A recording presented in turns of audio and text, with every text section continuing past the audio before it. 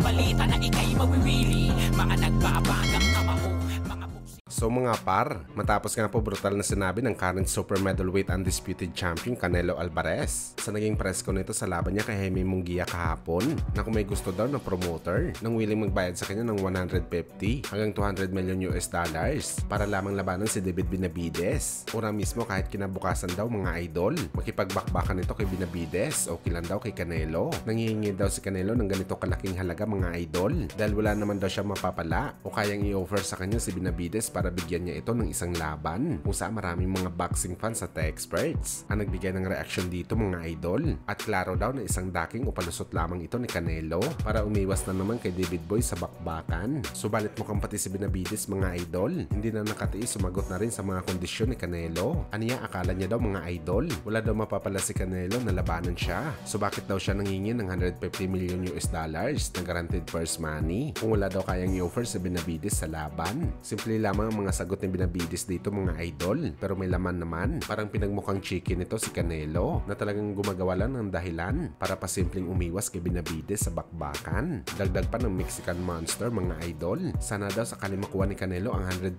million US dollars makabili naman daw siya ng Fear of Nuts. Ibig sabihin mga idol makabili ito ng bayag para lumaban sa kanyang kalibel sa bakbakan.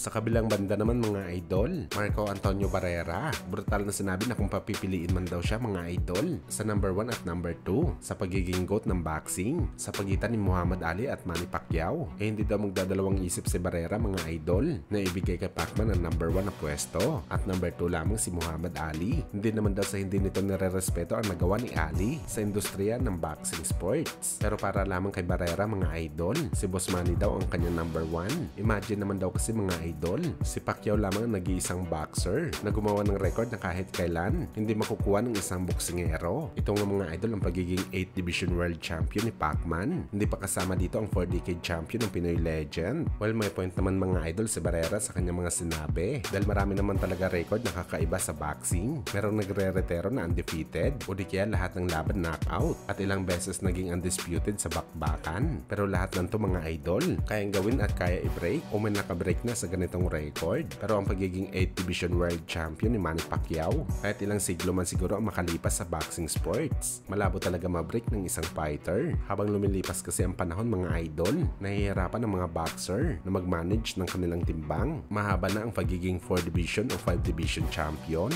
at mahihirapan na sila makipag-compete mahigit pa dito. Kaya masasabi natin mga idol na imposible talaga. Lalo na mga idol ang pagiging 4-decade champion ni Manny Pacquiao. Mahirap din i-break ang ganitong record. Habang lumilipas kasi ang panahon, ang average ng isang fighter bago magretero sa boxing sports ay 35 anyos. So bago mo makuha ang 4-decade champion ni Pacman, kailangan mo talaga lumaban hanggang 40 anyos ka at manalo ka ng kampyonato na talagang napakahirap gawin sa ngayong generation.